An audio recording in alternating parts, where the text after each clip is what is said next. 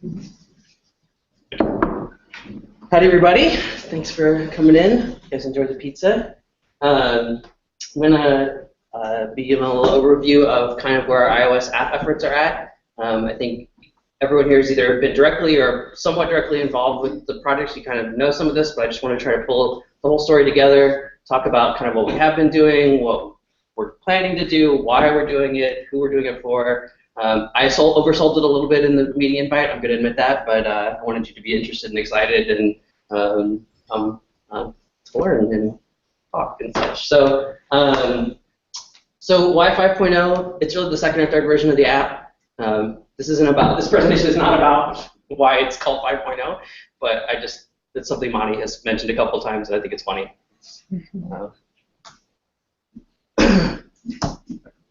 So, I wanted to start out with kind of where the app is health-wise, just to give kind of a background about why we are doing so many things and why we're taking on some pretty big bets. So I think that the biggest thing to me is this is the chart of our installs over the last 52 weeks by week. And while other major content sites see lots of app traffic on their app properties, we really don't by comparison. I tried to look at specific numbers. People report, CNN says their app and mobile web traffic is equal. Flurry says people are spending 80% of their time in apps instead of on the mobile web. So there's a big range. At Smeal, where I was in charge of the website, it was about a third of the traffic of the app. So it just depends by company and genre and stuff. But I think the main point is all those numbers are much higher than the 1% that we optimistically are achieving. So we just have a lot of headroom to grow into. Even if we never get to that 50-50 split with apps and mobile web, that's not really the goal. The goal is just to get better. By the way, there's a lot of the citations in here are both citations and footnotes. So sometimes there are explanations of things, but there's also citations for data or links to studies or background research on these topics. So that's kind of the situation that we're in. Keep pressing forward. So why do all of this given that background? So I think there are three main things. One is that we need a step change. So basically, if we continue to add features or focus on iterative improvements of the existing app, it's going to be very difficult to change users' relationship to the app or to bring in large numbers of new users because we haven't been able to do it before. So just adding specific features that users are requesting, while very important to keep in mind, is not going to take us to a new relationship with a new pool of users or even our existing users. So we kind of need to rethink at a pretty high level what the app is about and what it's for and who's using it and how we can keep them using it.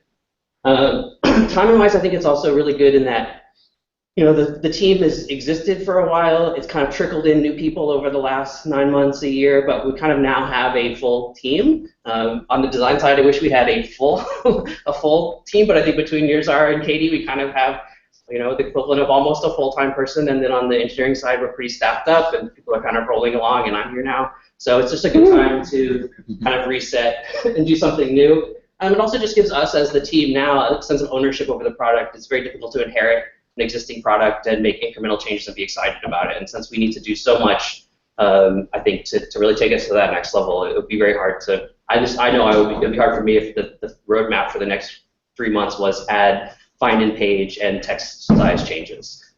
Important features that people ask for, but it just doesn't sizzle my bacon. I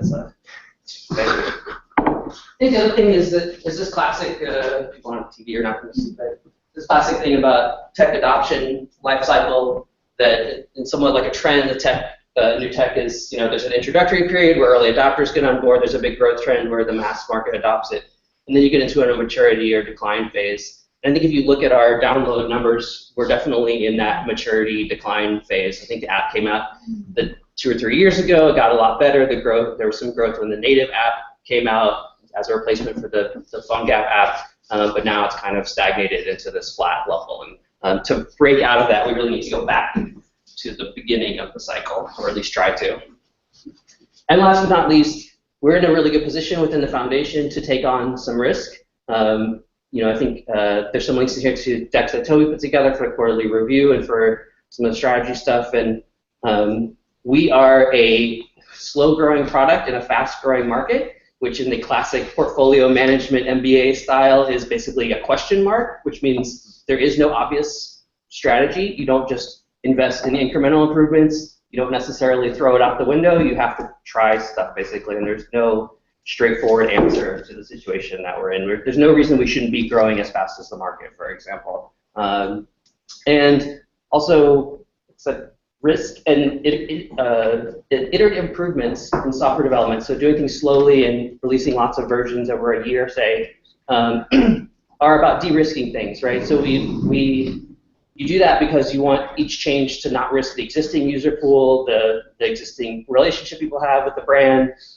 We don't have that issue. We don't have that much to lose. So we might as well take on that risk and go with it, right? And our goal right now is not to mitigate risk, right? Our goal right now is to create a step change and kind of reset how people use the app and how we think about the app. So what is our goal? Let's see.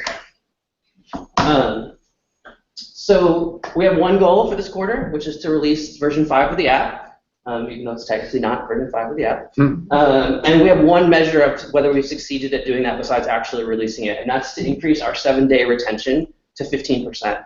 So retention is basically, do the users come back to the app? So once they've installed it, do they ever use it again? And 7-day is a good medium-sized retention. So in a app that gets used every day for a long period of time, 28-day or month retention is a good measure. In a novelty app, 1 day, do people even open it once, is a good measure. 7-day is useful because basically the person is coming back on the same day of the week. So if there's someone who uses the app on a Sunday, by doing 7 days a week, capture at least another Sunday. So it kind of tries to normalize for noise within the week pattern. And it's also just sort of a good media metric of like, yeah, you'll open the app once, but will you ever open it again? And if we give you a week, can we get you to come back, basically? And we're going to be tracking this using the Apple app metrics numbers, at least initially, until we can work out how to do this internally. Those are based on opt-ins, and right now about 26% of people opt in, and Apple does provide the opt-in rates, so we can find out what sample size we're getting out of our users. And right now, actually, as of this was taken 2 days ago, in the last 30 days, our average D7 retention. By the way, the term, like jargony term, is D7. So it's like D1 is 1 day retention, D7 is 7-day retention, D30 is 30-day retention. So I just slip into jargon. I apologize. It was 13%. So we're not talking about a huge increase, right? I think we can blow this number out of the water, but I wanted to give us a number that was a meaningful increase, but not, we're going to quadruple it. It's also pretty in line with industry norms. It's very based on genre, lots of other factors in an app about what is a good retention. I have some links in the slide notes about kind of published retention numbers. Generally, novelty apps or apps that have like a one-time use factor are like 5% retention is okay. If you're a social media game, like a social casual game, if you're not in the 30-40% retention range, you're probably not making money. So being somewhere in between there, I think, is reasonable. We'll see, but I think that's plausible. So that's where that number comes from. So why retention? If our problem is that our user base isn't growing, why don't we just invest a bunch in growth, right? Like if the issue is the install numbers and our daily active user count. The problem is that we basically have a leaky funnel. So we could get people into the app, but we can't keep them in the app. And we need to figure out how we can do that before we put more people into the app. And I think one of the things that comes out of this is that you see these spikes like at the end of the last quarter. That's like April, May timeframe when there was the PR about the preview image, and some of the other big features that were launched. If you look at the daily active user count, we get that little bump, and then they're gone. So we weren't able to retain those people more than during the time when the press was actually going on. So basically, even if we went out and we bought users, which we would never do, obviously, but we were going to go to that extreme, right? We would just probably lose them within a couple weeks, and we need to figure out how to stop that from happening before we invest in getting more people in the door. So that's our goal with 5.0. So what does that leave us in terms of like what are actual specific, well not specific, but fuzzy goals? So first is stickiness. So this is getting to that heart of that retention story, basically making the app something that you want to come back to, that you're reminded of, and then when you're reminded of, you actually choose to use. And I'll talk a lot more about that as we go along. I made up this thing, mobily appish, which basically just means that it doesn't look like a web browser that's been packaged as an app, but it actually looks and acts like a mobile native app.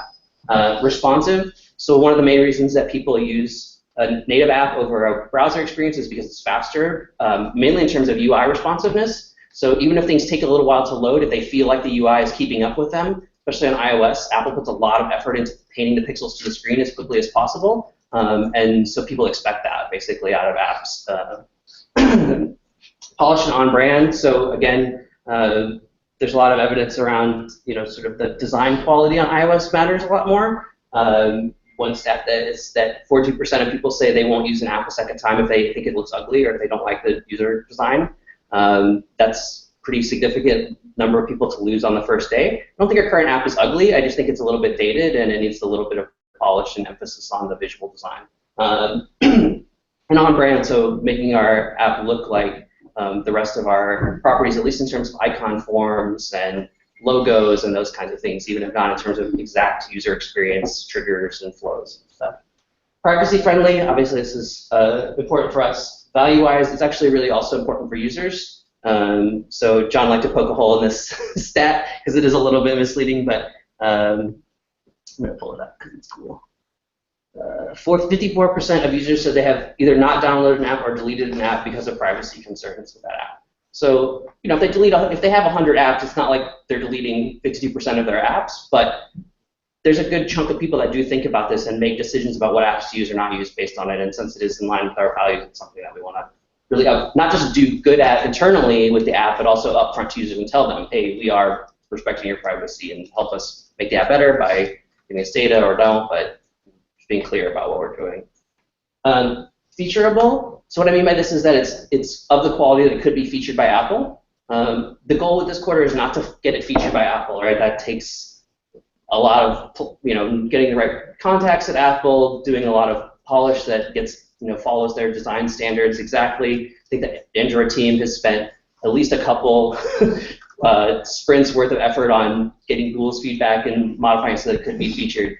I think the goal here is basically, it's sort of a pride of work thing, right? Which is basically we want the app to be good enough quality that we feel like Apple should be able to feature it. If they suddenly decide they want to give us a little love, that we wouldn't have to spend 3 months fixing the app to make it worth being featured. For the record, we've been featured before.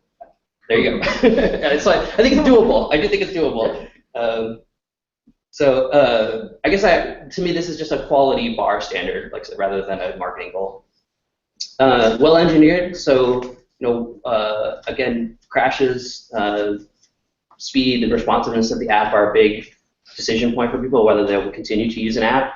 I don't know if I have it in here, but yeah. So there's 79% of people that they would only retry an app once or twice if it failed to, if it crashed or failed to load. So basically, every crash loses 80% of the people that experience that crash. So that's a pretty high bar for us to have an app that is stable and well engineered. And then last but not least is accessible.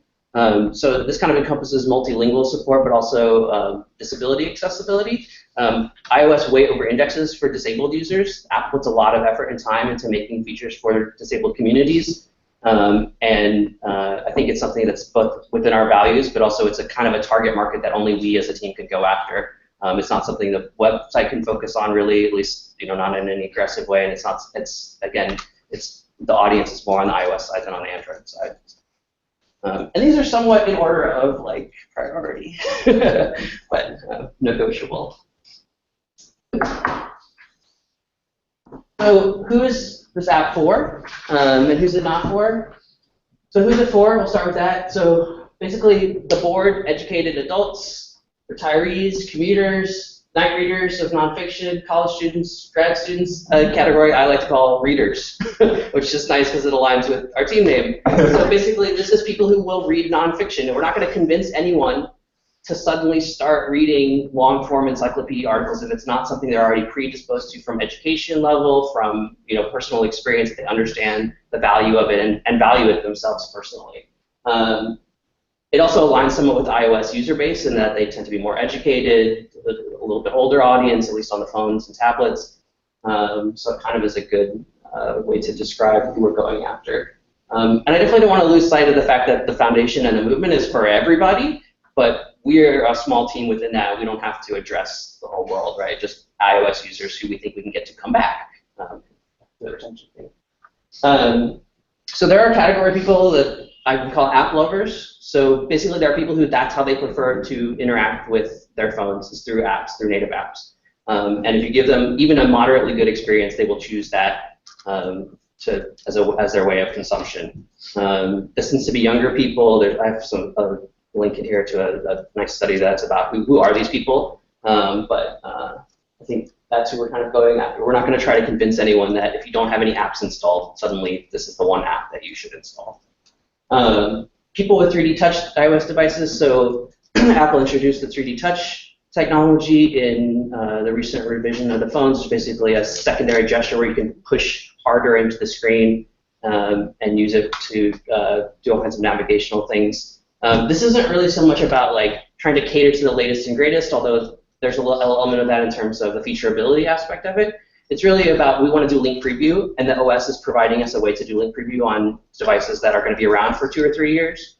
So basically, we're just trying to leverage something that Apple is providing for a feature that we already had on our roadmap. We're still going to have to figure out how to do it for the people that don't have it, but at least this gives us a kind of a clear device group that we're going after prioritizing. Multilingual people with disabilities, I talked about that. And commuters and people with other people with intermittent network access, because we have the strength of. Oh, did we get cut off? No, it's a strange ghost calling. It's the future. It's the future calling. And they say the app is awesome now. Sorry. So basically leading on the fact that you can save pages for later and read them offline. Which if you look at our competitors in the wiki reader space on the App Store, a lot of them really emphasize this aspect of their product, that basically can be read offline, you can save pages for later. So I do think it's a big case of what people are doing with Wikipedia apps. So who's it not for? So it's really not for the quick lookup case. I call it the trivia cheater. So I think Siri, Google Knowledge Cards, there's just a lot of intermediaries there and a lot of things that will solve that need for you. If you just want to know where was Beethoven born, you don't need to read a full article, you don't need to open a native app, you can just ask Siri and she'll tell you. That doesn't mean we don't have good, like I said, responsiveness. It doesn't mean we don't have deep links or other things. It just means it's not our core. It's not a core use case we're focusing on. I think that kind of comes out actually even in the design we have now. For example, with search. Right, if we were focusing on quick lookup, the search results would be much bigger. Each individual search result would contain the wiki data description or even the initial paragraph, because then you could just see that you could just search for Mozart and see it. But we've chosen to go with smaller previews that you can touch and get the full preview of, but basically navigationally, doing search navigationally rather than as a question answering approach. Mobile web only users, so there are a big percentage of people. The study that this is citing is from 2013. And it says there are 50% of people who basically will never use an app. They don't install apps, they don't want apps, they're not into the app thing.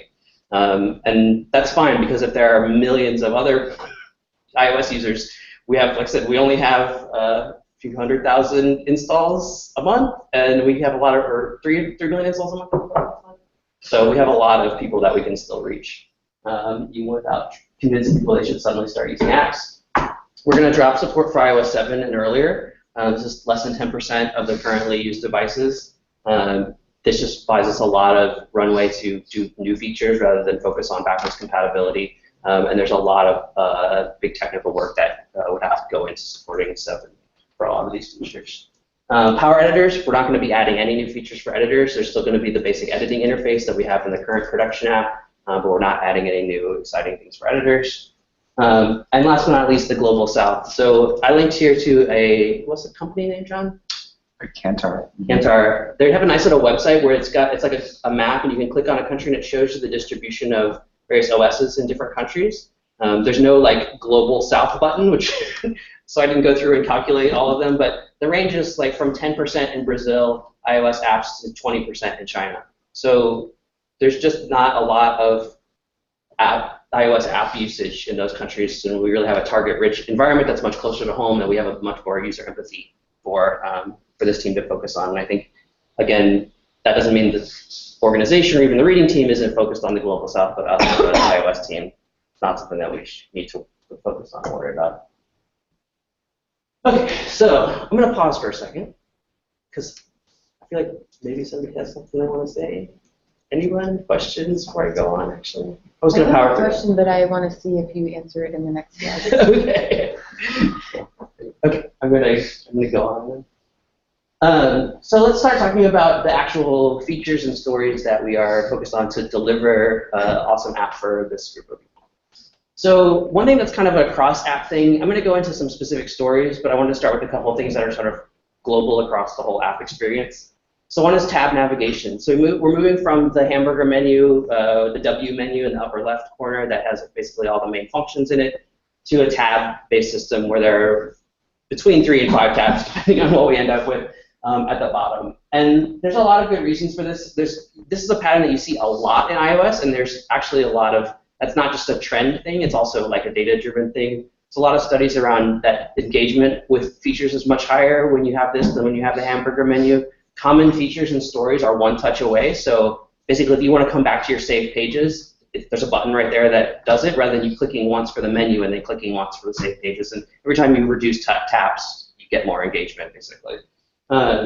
It makes it look appy. It's not a paradigm that's used on the web, so it really just wears a hamburger menu with all of the functions that it is used on the web. So just kind of back to that mobily appish made-up term. And then I wanted to also put in here some examples because I think there's a perception that this type of tab system is really for media consumption apps or for social networks, but that's actually not really the case. You can find all apps in pretty much every genre that have this kind of UI. So I actually have on here Cydia, which is the jailbroken iPhone App Store. They actually use a tab interface, and they're actually on brand. They use the iOS 9 transparencies and icons and stuff. So I feel like if Cydia can embrace this, we can embrace it. There's also the Pokédex. That's for Brian Gerstle. There's, yeah, this is Facebook, which everybody probably recognizes. Instagram. There's several examples on here. So just trying to show the kind of the diversity of apps that use this approach. And going along with that is other look and feel changes kind of across the app. And I think this is the one that's kind of the hardest to justify, like, quantitatively. It's just something that feels right, and I think there's a few good reasons to do it that I'll go into, but it is definitely, you know, it's something that I feel like we should do, though there's no proof that we have to do this. But having said that, I said 42% of users said they would delete an app if they dislike the UI. It's really key to the purpose-built app story for the app lover. So an app lover expects the app to look like a contemporary app, and if it looks like a browser that's been stuffed into an app, which I don't think our current app actually does too much, but it's something that we will just want to avoid generally. We have some new app elements, so I'll talk about the feed a lot later on in the talk, but the feed is new, so there is no design language that we couldn't just take the design language of the existing app and apply it to the feed. That would be, it kind of is like, hey, we have new stuff, we need a new set of icons, we need a new set of, you know, table view arrangements. And so while we were in there tinkering, we should make the app consistent, right? We're going to design new elements for the feed, we should make sure that those elements are consistent across the app, even with the older features. And then just the look and feel of the app, or the visual design of the app, it just looks a little bit dated. Basically, Apple, you know, for better or worse, iOS users in Apple are, you know, very trend and very design driven in terms of they expect things to look cool and modern, for lack of a better word, or contemporary. And Apple changes their UI a lot. They've evolved the UI, you know, even from 7, which was not that many years ago. There's really noticeable differences for a user. And so we just want to kind of renew the app to kind of match that expectation the user has now. So that's look and feel changes. Let's talk about the two kind of core stories that I really want us to focus on that I think will help drive retention. The first one is a little bit less retention-oriented, although I do think there's a good story there around why people would reuse the app. The second one is really the core of what we're trying to do with the major changes to the app. So first one is what I'm calling the full lookup. So basically, this is your information need is not satisfied by the snippet that you get out of Siri or a knowledge card. This is, at least for me, this is often the case when I don't have a specific question, but when I'm looking up somebody or some entity in general. So I'm watching a movie, they mention a book I've never heard of. I don't want to know who wrote the book. I want to know all about the book. What is the plot? When did it come out? Was it popular? You know, is it used in other movies? And so Siri and Google are not ever going to be able to present that kind of range of information. And so by focusing on the article reading experience, you know, search, speed of the article loading, basically we give people a reason to use us for when they have that need to look up, you know, a whole article. It's kind of the classic encyclopedia use case. And I'll talk more about that. I have more slides on each of these. So. And then the second one is really what I think is the most powerful. I think there's nobody that I have talked to that does not have this experience with Wikipedia. Basically, to me, this is the most powerful retention thing that, and I think it's kind of, I'm going to be a little philosophical, I think it's kind of in the nature of hypertext and the fact that it's a bunch of interesting hypertext documents that are linked together, but we just are really good at it. And I think it's, emotionally, I think it's really powerful. I think it's what people kind of, they love it, right? In a way that they don't love looking up where Mozart was born. That's like a useful thing, but it's not there's no oomph to that. And this citation says original research, by the way, so that claim is totally unsubstantiated. We talked to a couple of PMs from Facebook last week, and one thing that the head of the feed, and he's now like the head of all of their platform product, I forget what his exact title is, Adam, and I don't have his exact quote because I didn't write it down, but this is essentially what he said, which is, for him, Wikipedia and YouTube are the two best sites for going to and getting lost in. Basically, they're the best at, you start with one thing, but you end up reading about or watching 5 other videos, and that's really good company to be in. YouTube has incredible retention, right? They have incredible amounts of time spent. Obviously, that part of that's about that's video. I do understand that, but I think there's a reason that people recognize Wikipedia for that, and that's something that we want to lean into, basically, for our retention story. And that means focusing on browsing and using the feed as a hook for making this a habit. So it's not something that you do every 6 months. It's something that when you're on the train every day, this is kind of how you pass the time. And I'll talk about what I mean by hook and habit and stuff of kind of using a formal framework for that. So let's talk about the full lookup case first. This is definitely a little bit weaker on the retention side, but I think it's there's a story to be told here about it. The first one of the things I want to talk about is why would you ever do this, right? Why wouldn't you just go to the mobile website? So this links to a study that's just about why do people choose apps over sites in general. I think it's also, for me, I would really like us to avoid the idea that we are taking users from the mobile web and putting them into the app.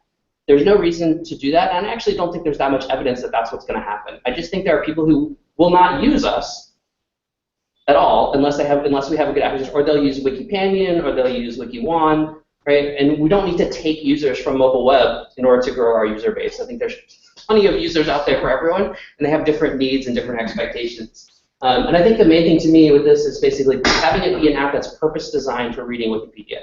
So the mobile web, as nice as the mobile web UI has improved over the years, is still within a browser, and a browser has to support thousands of use cases. It has to support these standards from 5, 10 years ago, right? There's a lot that a browser has to do that an app that is just built to read Wikipedia doesn't have to do. And I think we really want to kind of lean into that too. I keep saying anything, but darn you, Cheryl. And then how does this generate retention? So I think there's one really key story to this, and that's for us to get deep links working. So basically, if you are searching in Siri for Mozart, right now it says, go to the Wikipedia page. If we can get that, it says go to the Wikipedia app because the person has it installed. They're reminded the app exists, number one, so they have it installed on their phone. And if they use the app repeatedly and it's a good reading experience for them, they'll remember that and they'll come back and they'll say, oh yeah, last time I did it with the app and it loaded faster, the article is presented a little bit nicer, I was able to save it so I could read it when I was on the train the next day, whatever reason they have. But basically, my thesis is that if you have a good enough reading experience, you'll choose the read more option out of a search result more often. And that'll bring you back to that often. So that's kind of the lookup, the basic article lookup case. I think the real thing that is going to drive attention, though, or our real bet here is on the feed. So I'm going to use a framework that was created by this guy. Lock me out. Near Ayal. Thank you. Near Ayal, yes. And this link up here, the citation, actually links to a really nice YouTube video he did that's about 15 minutes long. It has a great overview of this framework and kind of how different companies apply it. And it's called How to Create Habit-Forming Products. And basically his structure is that the way you get people to form a habit is you have a trigger, either an internal trigger, which is usually a negative emotion that they want to get rid of, so loneliness, boredom, curiosity, even information need, or an external trigger, a button, an advertisement, a billboard, a link in a Siri result, whatever, an actual physical visual reminder.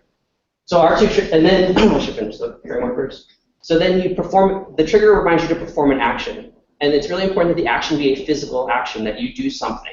So it's not that just you open an app, but that you scroll. So one of the biggest ones that people use is scrolling a feed, running a search, updating your status, right? There's an actual thing that you do that you start to associate with the resolution of this need, basically, of the trigger need. And then one really key part of it is a variable reward. So basically, when you perform the action, you should get a variable amount of reward for that. And so the classic thing here is gambling, which I hate to bring up because we're trying to inculcate a positive habit, and gambling is what I would consider a somewhat negative habit.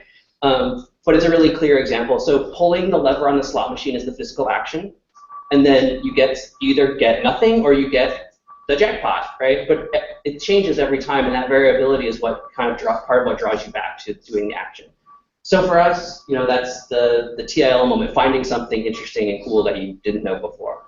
And then last is an investment. So that's basically some reason for you to come back in the future. So the classic thing is the Farmville thing of like you plant corn and it says the corn's going to be ready a week from now, and then they push you a notification that says, hey, your corn's ready, come back to the app. So for us, I think that is basically the saving for later action, the logging to the recent so that you have a nice history of just your Wikipedia reading.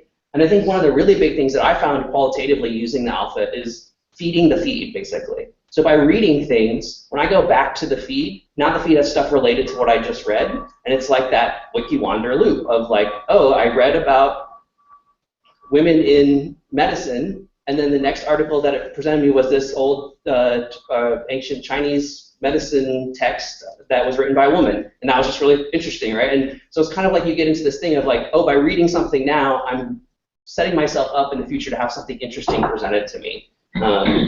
So that's kind of our version of the hook.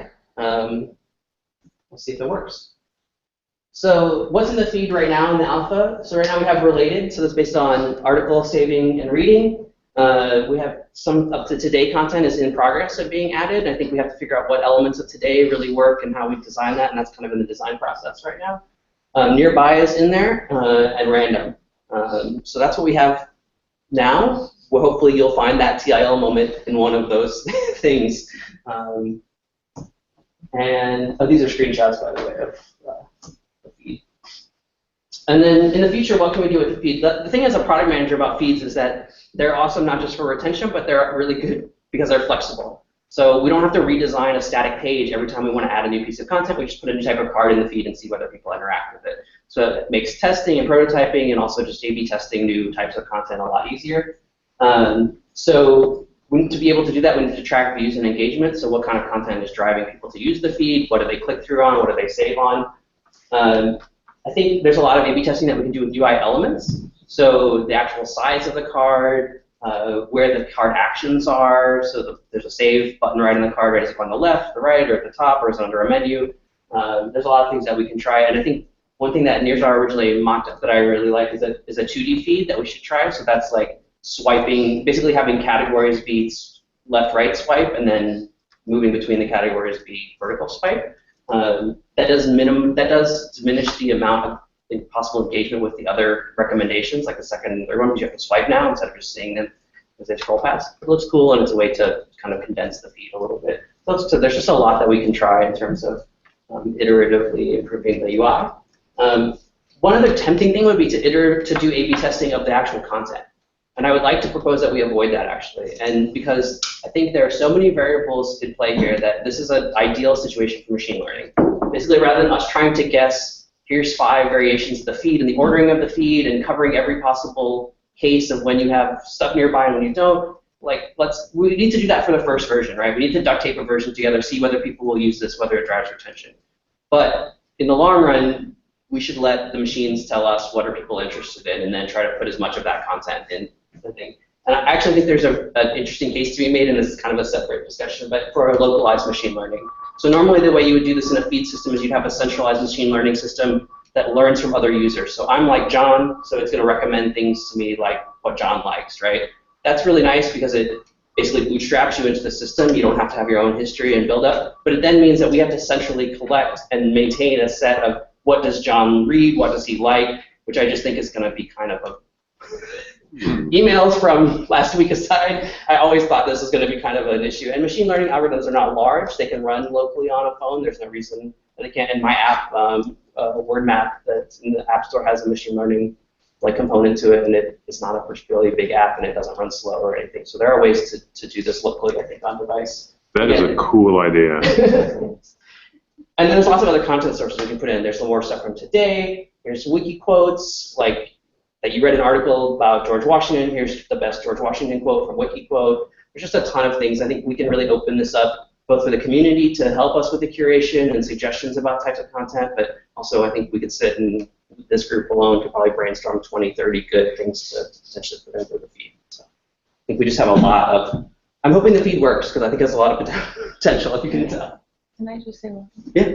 I also think it's a really good opportunity to bring to light some of the other features that we have on Wikipedia that people don't know about. Mm-hmm. Exactly. It's a way to highlight things. And I think that's one thing with the nearby random stuff that we've talked about, putting nearby in its own place versus nearby in the feed. And I think we would like people to use nearby more than they do, right? People love nearby qualitatively, and Monty loves nearby. But I know when they looked at the usage data, it's not one of the heavier used features, and I think that's partly because it was hidden in this hamburger menu, and by putting it into the feed, it can just kind of be like, hey, there's stuff nearby you that you might find interesting.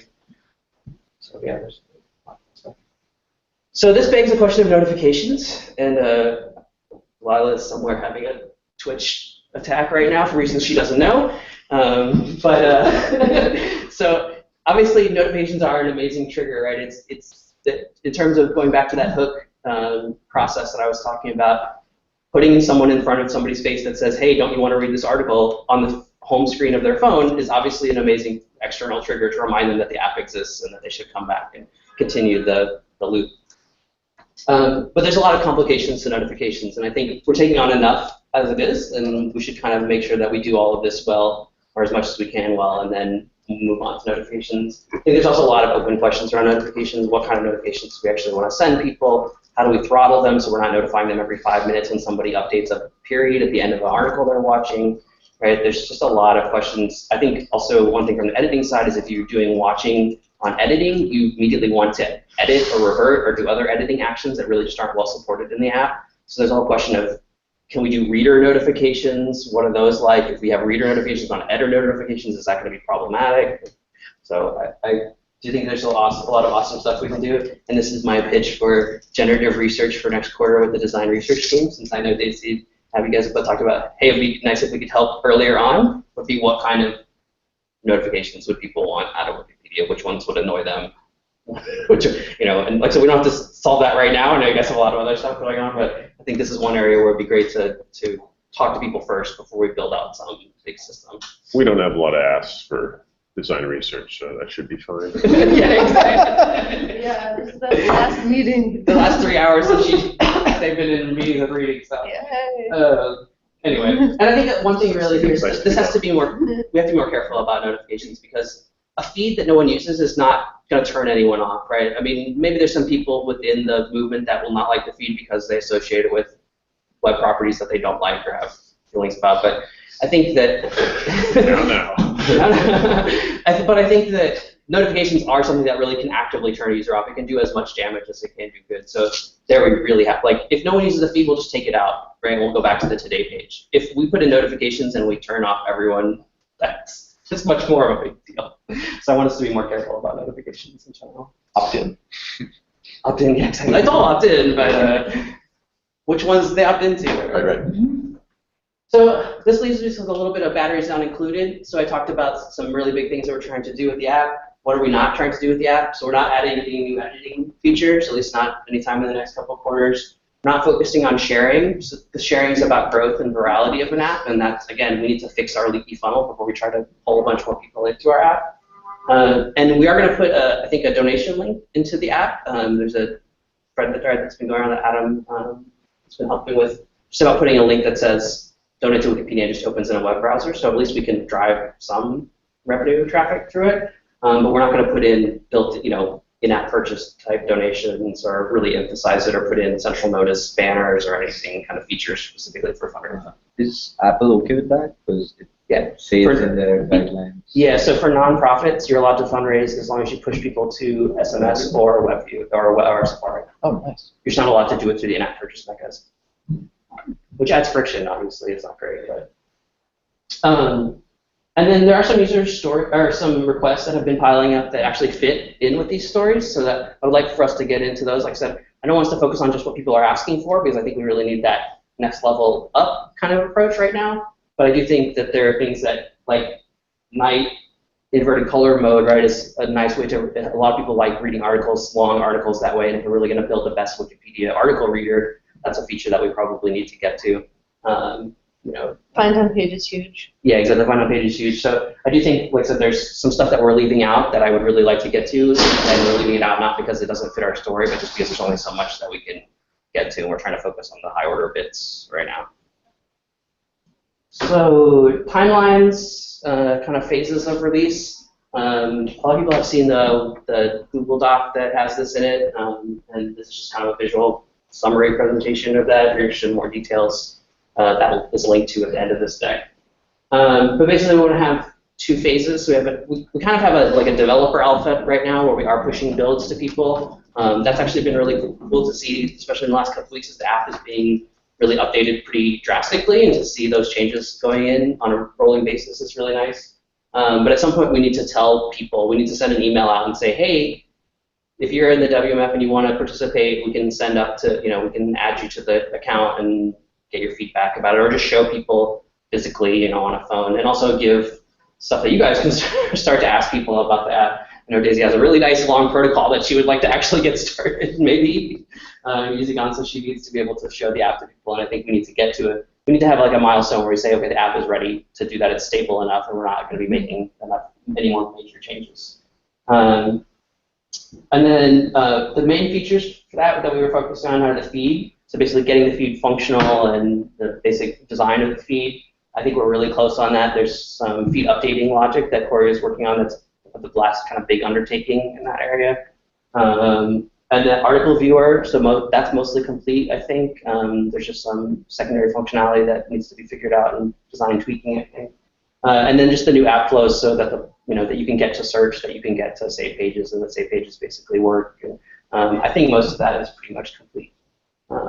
And then the focus of the alpha is basically on the feed itself. Do people like it qualitatively, right? Like, I think for me, and I know I've talked to other people, I think it's really powerful. I really like it. I've actually started being like, oh, that's interesting, then reading articles off the feed the way that we hope that other people will. But I want to see whether other people feel that way when we put it in their hands, especially people who are pretty familiar with the Wikimedia thing. Core storage usability, so we just want to make sure that the alpha, you can use all the core features of the app. They're not broken, they don't cause crashes. And then that there are no major regressions, so we're not losing any functionality from 4.0 that we consider key that's either broken or that wasn't included in the app. I think Monty's keeping us honest there, and I think that one I'm pretty comfortable about. So the original target for this was the end of this week. I think that is highly optimistic at this point, if not totally nuts. But you notice these timelines don't have dates on them. It's basically mid-October, and then we'll do our best to get it out as quickly as possible. But I do think we're close. I hope next week we'll be able to put a bow on it and start shipping to a larger group of people. Brian is. And then the next phase would be a beta, so that's a larger group of people. We can use the Apple test flight mechanism to send up to 1,000 people builds, and also give them messaging about what we want them to test or how we want them to help us. I think here we need to really try to also focus on device coverage and language coverage. It's not something that we have really good tools or capabilities for in-house, so that's where TSG and volunteers come in, and hopefully we can get where we are asking people on mailing lists or however we're communicating with them, like, hey, can you try this on the iPad, because we have a lot of crashes on iPad, and start trying to sort of focus on where our biggest problems are. That's very optimistic, I think, but we'll go for it. And then the main features for that are that aren't going to be included in alpha are basically all the privacy stuff. So because the alpha is internal, it's like if you're looking at it, we want to know everything. We want to know everything as much as you want to tell us or can tell us. Whereas for the beta, because it's a large group of people, we want to have some privacy controls and be a little bit more respectful of privacy. And also, I just think because it's going to be a public thing, we want to make sure that that stuff's all in there. Language support. So we have some of the language switching features in the current app, but there's a lot of language nuance about the feed because the feed has to be driven off of a specific wiki. Then there's the articles. Then there's the search language. So device language. Yeah, there's a device language. So we need to clean that all up and make sure that that's all in a way that people can control it and understand it in a straightforward way. And getting in universal links. So that's basically the deep links on the app side, but then also publishing something to the actual Wikipedia, the actual wikis. So John and I are going to start working on trying to push that forward on the website. And that's basically just a thing that tells Apple that our site is owned by the same organization that owns the app. So it knows that we're allowed to push people back and forth. And I think one thing that is true in Android is also true in iOS is that no one is pushing anyone involuntarily. Once the user has the app installed, they choose how the link will be handled. So it's not like a banner or a redirect, right? It's a choice that the user is making where they've basically given an affordance to say open in the app. And that goes back to the story about the full lookup story, right? What we want is for more and more people to choose to look up stuff with the app rather than just go, I don't need to know anymore and close Siri or go back to what they were doing. And Android is doing this now. Yeah, exactly. And Android does this now, so hopefully this will not be super controversial. And then obviously, one thing that I didn't talk about is we don't really right now have a good new user experience. So it's kind of a classic approach for apps, especially when you have a lot of new changes to features, is to explain those things to new installs. So I'd like to have some basic tour, or and Mirza actually did a visual mock, like a preliminary prototype mock-up of what that could look like. And I think we have a few key things that we want to focus on. We don't need to tell everybody about every feature of the app, but I think we have enough new stuff that we want to explain, especially the feed and a couple other things. And then last but not least, during the beta, that's when we really focus on the visual polish, the styling, the speed and stability, some of those things that we're not getting into the alpha because we're just trying to get the features out in front of people. And then the release, yay! I'm not going to talk about that too much. This is about messaging, just kind of how do we, I don't really have a lot of good thoughts around here, and I'm happy to keep working with people on this. The one thing I do want people to take away is that comms is all over this. Julia and I have been talking pretty regularly, and there's a lot of interest in iOS, obviously, in the app, and both within the organization, but also just generally, it's something.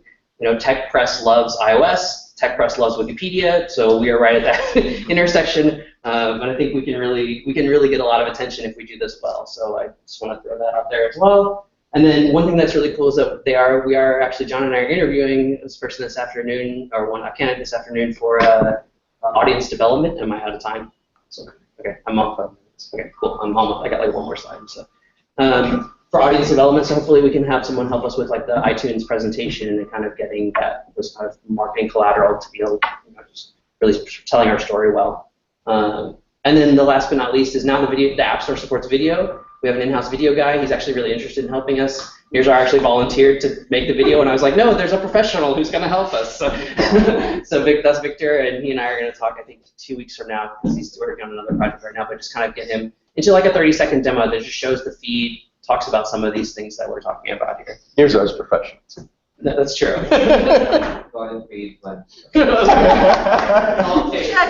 If you were in the NCAA, you could help with the strategy video, though. Okay, I know you guys are both professionals. I understand. No, I just didn't know somebody else. Victor is really good, by the way. He's done like amazing. Yeah, I watched his videos. They're great. So I think it could really be cool, just both from a PR point of view, but also like an app He's store. also like tied up in 2015, so I didn't know like he's gonna fit sometime. He's going on paternity leave soon too. Yeah, so we're gonna try to do it in December before he goes. Basically, that's the wow. We'll see. Yeah, we'll see. I'm meeting with him next week, so we'll see. I'm hopeful. A 1 minute video. Yeah, exactly. Exactly. I'll write the script. Like doing the videos with Viva, actually I started doing like app videos with a storyline. Yeah, they were beautiful. I think you guys saw it. I don't think you saw that. They're great. I can show that. So how we know it's working? I think the first step is qualitative research, putting it in people's hands, getting their feedback, both internally and then as much as we can get. Did you consider time in your timeline for design research? It's during the alpha/beta period, yeah. So we'll see. We'll get as much of it as we can. I know it's timing is we have to kind of make trade-offs. So. Okay. Yeah, exactly. Sorry. We're going to be tracking a lot of as many engagement events, especially around the feed as we can, in Yell, and ideally in this thing called PyWik, which is a lot easier to use from a product management point of view, lets you do a lot of stuff that Yell queries are not so great at. And then one thing we'll obviously be looking at is Tillman's weekly reading report. I think everybody here gets that, at least some of you guys don't. But basically, he just has a report about the app install rates and usage, and I've asked him to add retention to that since that's our goal. And then also, after the release, there's a lot of things that I'll want to look at and probably be sending out updates around. So not just ESET retention, but ratings, reviews, crash rates, those kinds of things. So this is about Plan B. If you're interested in this, I would say read the speaker notes, because basically for each of these, I try to address them or take a stab at addressing them. So, but this is basically like, if we have these major objections, these could be not showstoppers, but throw this plan a little bit out of whack, and we need to go to Plan B. The last two things are more like solutions, which is How keep do iterating. you know if people hate it? Feedback. I mean, people will email us. The App Store reviews will be terrible. I mean, I think we'll pick it up. People hate it. I think it's if it's in between that it's hard to tease out, right? If they love it or hate it, it kind of comes out. If they're like, I like this, but it's hard to use, that's where it's more detailed. We know we will learn something. Yeah, Get it in for front of our users. And then last but not least, there's some other documentation that is linked to here. So product spec, which is still not finished, even I said I 3 weeks ago. The feed, there's a document that's just about the feed, just to kind of focus on what the feed is about and kind of mostly what you see in the slides here. It's a master flow diagram, which is basically a way for me to try to understand what the app, how functions in the app are related and how the screens are related. It's not like a definitive, it's not like a spec, it's not something that we're following to do development, it's more like I'm just trying to keep a map of what we have as we go. And then the release plan, which I kind of did the high level overview, but there's a detailed